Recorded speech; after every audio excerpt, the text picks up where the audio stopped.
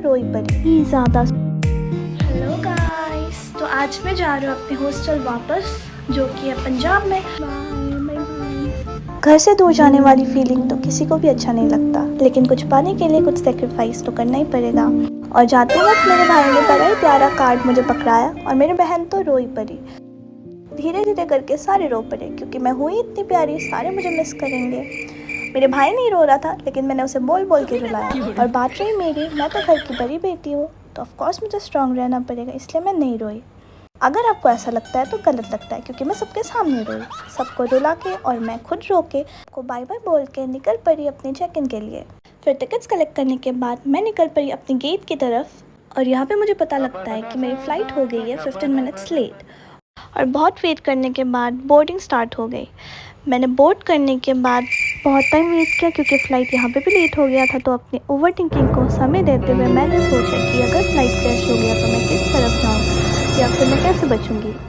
ये सब सोचते सोचते मैंने देखा फ़्लाइट टेक ऑफ होने के लिए तैयार हो गया, और ऊपर से आसाम तो बहुत सुंदर लग रहा था, और ब्रह्मपुत्र तो बहुत ही ज़्यादा सुंदर लग रहा था।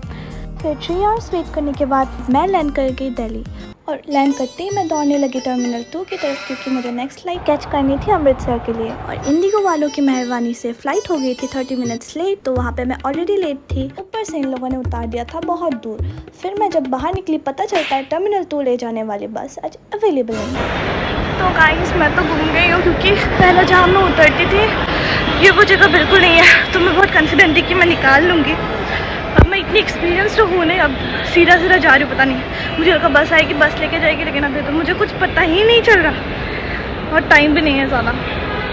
सच्ची बता रही हूँ, जो लोग ट्रैवलिंग में एक्सपर्ट नहीं, उनको तो दिल्ली एयरपोर्ट पजल लगता होगा, क्योंकि मैं तो भाई घूम गई थी, और ऊपर से मैं हो रही थी लेट। मैं इतना दूर वॉक कर चुकी हूँ ना, क्या ही बताऊँ, मिल ही नहीं रहा। मतलब मिल गया है, लेकिन बहुत दूर है। फिर 15-10 मिनट्स वॉक लेने के बाद मैं फाइनली पहुंच गई टर्मिनल 2 में, और इतनी भाग दौड़ करने के बाद मुझे पता चलता है कि मेरी फ़्लाइट हो गई है लेट। फिर मैं वहाँ पे थोड़ी सी वेली घूमी, और मैंने कुछ खाया पिया, और फिर मैंने अमृतसर के लिए अपनी फ़्लाइट बोर्ड कर ली। मेरी तरह ये फ़्लाइट हो गई थी और लेट, जिसकी वजह से मैं अमृतसर बहुत लेट पहुँची थी। तो मैंने डिसाइड किया कि सुबह होते ही निकलना सही रहेगा। तो सुबह होते ही मैं निकल पड़ी कैब की तरफ। इस पूरी जर्नी में एक ही चीज़ अच्छी थी, ये सनराइज़, जो कि बहुत ज़्यादा सुंदर लग रहा था, और थोड़ा सा वेदर भी विंडी सा था, तो मुझे बड़ा मज़ा आ रहा था। फिर मैं निकल गई बस स्टेशन की तरफ। वैसे एक बात तो है, कहाँ मैं अपने स्टेट पे अकेले ट्रैवल करने से डरती थी, और कहाँ मैं अब अकेले इतना दूर ट्रैवल कर पा रही हूँ। लाइफ सब कुछ सिखा देता है। और ऐसे ही मैं फाइनली पहुँच गई अपनी रूम, जो बिल्कुल मेस्ड अप था।